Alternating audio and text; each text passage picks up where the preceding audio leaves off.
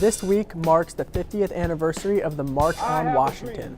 On August 28, 1963, an estimated 300,000 people marched to the Lincoln Memorial to hear MLK deliver his legendary 17-minute speech.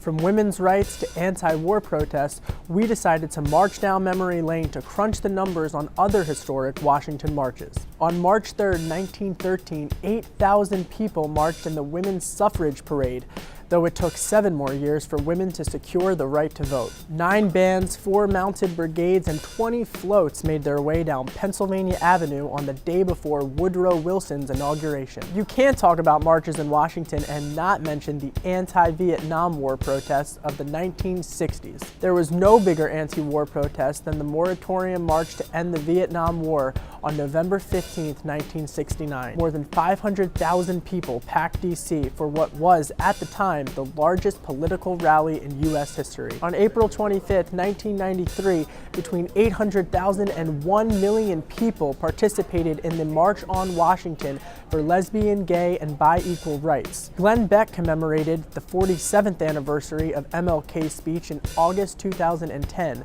though crowd estimates vary significantly between 300,000 to 650,000 people. Despite Beck saying he was honoring MLK, some civil rights leaders weren't too pleased with the conservative commentators' rally. Not to be outdone, just a couple of months later, Jon Stewart and Stephen Colbert held a rally to restore sanity and/or fear.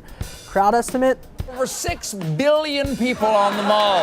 But the actual crowd estimate was more around 200,000. Stewart said at the time that the 3-hour rally was supposed to provide a venue for people to be heard above the extreme 15 to 20% of Americans who control political discourse. Thousands are expected to attend Wednesday's anniversary of Martin Luther King Jr.'s I Have a Dream speech, and we'll be keeping a lookout for those numbers. Be sure to check out the latest coverage of the anniversary on the March on Washington at POLITICO.com.